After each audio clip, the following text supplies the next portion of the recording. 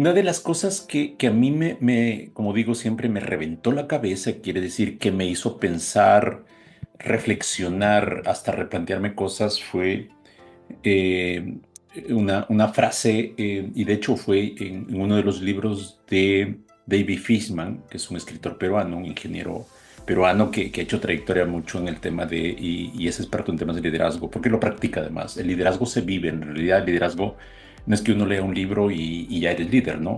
Es decir, está bien leer libros, yo he leído muchos libros sobre liderazgo, y trato de aplicarlos. Y de hecho lo aplico en mi vida familiar, en mi vida en el trabajo, en el equipo que dirijo, etcétera, ¿no?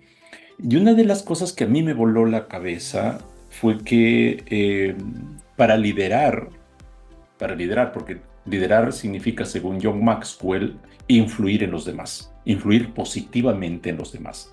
Eso significa querer a las personas, ¿no? Si no queremos a las personas, no vamos a poder liderar, es decir, influir positivamente. Pero para liderar, la condición necesaria para liderar es liderarte a uno mismo. Y de hecho se dice que la persona más difícil a quien liderar es a uno mismo. ¿Por qué? Porque tú puedes ser complaciente contigo mismo, ¿no? Eh, y, y liderarse a uno mismo, porque en realidad usted puede preguntar, y esa fue una de las preguntas que me hice, ¿cómo me lidero a mí mismo? O sea, he leído varios libros que tienen que ver con manejar emociones, por ejemplo, y ahí ya te estás liderando a ti, ¿no? Pero aquí en este libro, que me encantó, es uno de los mejores libros hasta la hora hasta ahora que he leído, ¿no? La mente del líder, eh, menciona que liderarse a uno mismo implica tener habilidad para manejar o para gestionar tres ámbitos de la persona. La habilidad para controlar, gestionar los pensamientos, es decir, lo que piensas.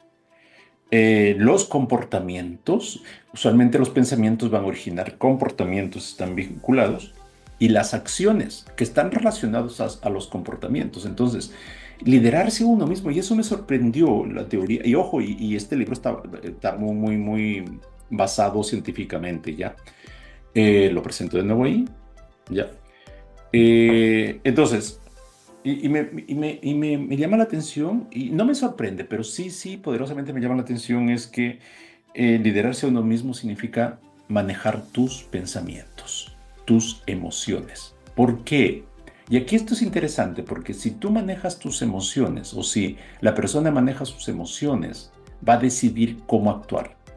Si tienes una emoción negativa, tu, tu acción directa va a ser negativa. Si tienes una emoción positiva, va a ser positiva. Pero ojo aquí, si tengo una emoción negativa y soy consciente de ello, lo administro, lo manejo, tomo una decisión de cómo voy a actuar. Por eso es muy importante cuando tú no estás enojado, porque una de las, de los, digamos, de los jinetes del apocalipsis, emociones negativas, es la ira. Y si tú estás enojado y tomas conciencia de eso, vas a poder decidir qué hacer. Por eso es que no se recomienda cuando estás enojado, por ejemplo, mandar un correo de inmediato. A mí me ha pasado varias veces que me molesté y empiezo a enviar un correo y siempre va a ser hiriente. Lo he hecho yo, lo asumo, yo creo que la mayoría lo ha hecho.